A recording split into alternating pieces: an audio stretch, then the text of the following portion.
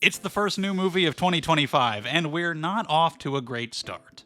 Welcome to Box of Chocolates, where you never know what you're gonna get. Today you're getting my opinion on the new film in theaters now called The Damned, which you may have never even heard of. I hadn't heard of it until very recently when I was looking up what was coming out in theaters the first week of January. And it feels like we always have to start a new year with a bad horror movie, but usually it's some kind of cheap Blumhouse bullshit like Night Swim.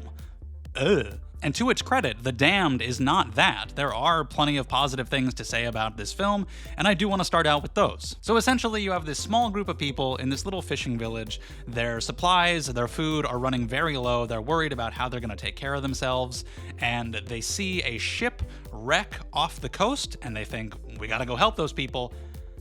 But if we do, we're going to put ourselves in danger, and we're going to have to share our limited supplies and food with them. What if we just don't help them? So they don't. They watch the shipwreck, they don't do anything to stop it, and now they're going to be haunted by some ghosts and or their own guilty conscience. So that's certainly an interesting idea, posing this moral question to the characters right at the beginning, making us wonder what we would do in that situation and then having them face the consequences of that. In a way, it's kind of like John Carpenter's The Fog. It's just, instead of actively wrecking the ship, they just don't do anything to save it. I won't kill you, but I don't have to save you. Yeah, I don't know that that's how that works.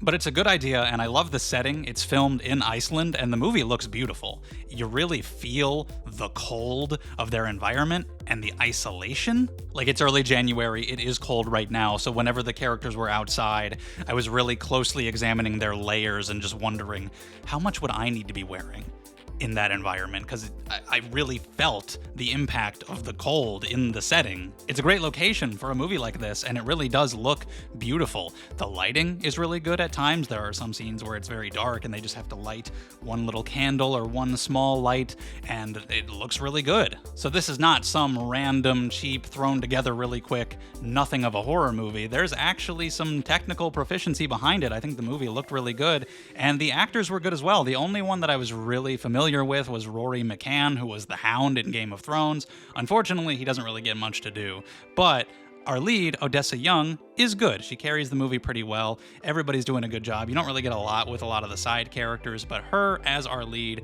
she's good. And there is some creepy imagery here and there when our lead starts seeing things and she's not entirely sure if this is something literally here to haunt and kill her and her friends, or if she's just going crazy. Some of the imagery that we see is a little bit unnerving, especially, like I said, with the way they use lighting in this, where you have these dark corners and you're not sure what exactly it is that you're looking at in the corner for a while.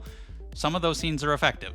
But to get into my negatives, I didn't find the movie to be actually scary at all, because a lot of these scenes that show you some creepy, unnerving imagery get ruined by jump scares. There will be a loud sound effect, or the music will kick in really loudly, or something like that. And honestly, I found it ruined those scenes. They were quiet, they were atmospheric, and I was looking at something and I was a little bit unnerved by what it might be.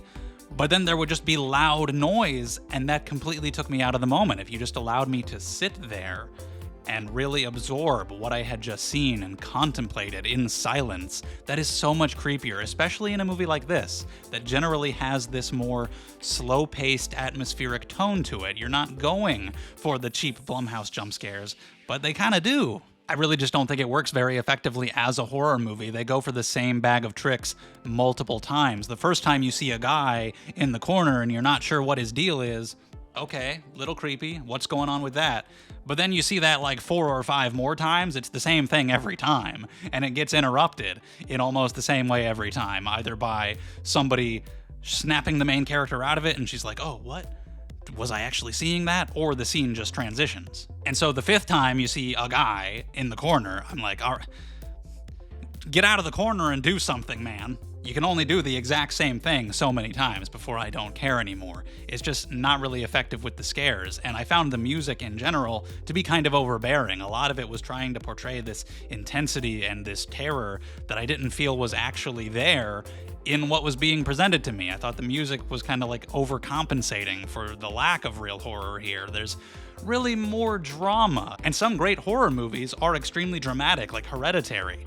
But when the horror kicks in, it's really effective, and here it just isn't. I also didn't find the characters to be very interesting. The actors did what they could here, but outside of the one moral question posed to them at the beginning, we don't really get much about what their lives are like. The main girl had a husband at one point, and he died.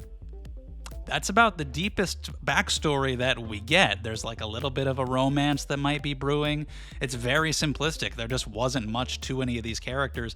And that's a real shame because you have a moral dilemma that they're going through and you have potential psychological torment that they're going through, but there just wasn't really enough to them to where I cared much either way, whether this was real or it wasn't, whether or not they made it out or they didn't. There's wasn't really much to them. And yeah, when you start the movie, you're not sure. Are they literally going to be haunted by this mythological figure that they're talking about? Or are they only going to be haunted by their own guilt? Is it going to be their own paranoia? Are they going to start seeing things? We're not really sure at first. And that's a hard balance to strike. Plenty of movies have done it well, but I find it very difficult to do a lot of the time. I feel like a lot of movies get so stuck trying to be ambiguous that it feels like they would have been better off if they had actually picked a direction and just leaned into it the whole time. Like if you want to do a monster movie, give me a cool monster, give me some cool lore and rules, and there you go, that's memorable. If you want to be completely psychological, lean into that, that's cool too. But I feel like this movie is stuck trying to be both, not really sure what it exactly wants to be, so it's not particularly memorable in either direction. There's just nothing about it that I haven't seen before. Ooh, is the monster real? Or isn't it? If the scares and the characters were really good along the way of that journey, fine, but they aren't, so I'm just left not particularly caring whether it's real or not, and not really feeling like anything new is being presented either way. There aren't any interesting rules to the way the monster works, should it be real, and I don't care enough about the characters if it's just psychological. And then the ending happens, and it's one of those endings where the screen fades to black and you go, no, that's not it's gonna fade back in. That can't possibly be the ending because that would be terrible. And then it is. I couldn't believe it. I wanted to exclaim something out loud. I didn't. I wanted to be respectful to those around me, even though the movie was over, but I wanted to get vocal about it because it was a bad ending. It's so rushed. It so feels like it's going for shock, and it is not shocking at all. I was kind of just like, this is what you're doing? This is not having the impact you think it is. And it just raises so many questions, and not in an interesting way, where you want to look back and you want to examine all the pieces and try to figure out how it all fits together. It doesn't feel like the writer has the complete puzzle in their head, and they've just given us pieces to try to maybe put together.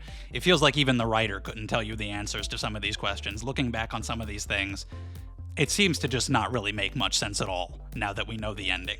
There was a guy in the row directly in front of me who kept pulling out his phone, but normally, where that would have annoyed me, he was on some kind of like hookup app or something. I couldn't tell what it was at first, but every time he would click on something, it would full screen some images, and they were always images of women usually showing off their asses.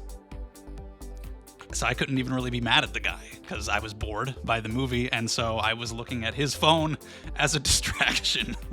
Thank you for your service, whoever that guy was in the row in front of me, helping me get through this movie, because it's not even 90 minutes long, and yet it is slow-paced, and I didn't really care for the characters, and the scares weren't really working, and it wasn't really doing anything new or novel with this concept, and so it was still a bit of a drag, even with the short runtime. It's a shame, because it's nice not to see like a really shitty horror movie in the first week of January. I was kind of rooting for this, and it has its good elements. It has some things that might be worth checking out if you're really interested. It's not awful or anything, but I didn't really enjoy my time with it. I was actually gonna go with a 3 because it has its good parts, but that ending, after you did that to me, I can't do it. I can't. It's gotta be a 2. I didn't like it. It is okay in many ways, but I did not have a good time. I can't recommend it. It's good if you really want to feel the cold, but if you just want the horror elements, there are so many things that do exactly what this does, but better. But this was all just my opinion, so if you have seen The Damned, please let me know what you thought of it down in the comments below. I would love to talk with you about it, whether you agree or you don't. Any thoughts at all? Leave them down in the comments. Leave a like on the video if you enjoyed it. Subscribe if you want to see more from me. But that is all I have to say about that. Thank you very much for watching, and I'll see you next time.